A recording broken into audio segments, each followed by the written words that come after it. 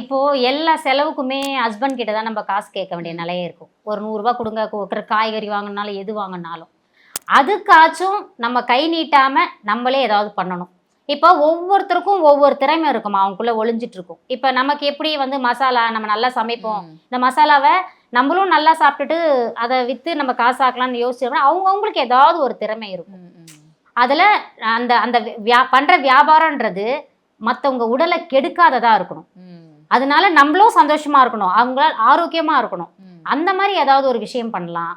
ஏகப்பட்ட விஷயங்கள் இருக்குமா இன்னைக்கு, ஐடியாஸ் வந்து நிறைய இருக்கு. அப்படின்றப்ப ஃபினான்ஷியலா அவங்க இண்டிபெண்டா இருக்கணும். அவங்களுக்கு என்ன முடியுமோ குழந்தைங்களுக்கு வாங்கி தர்றதுக்கு முடியணும். அது அவங்க யோசிச்சாலே பல கஷ்டங்கள்லாம் அவங்கள விட்டு மறைஞ்சு போயிடும்.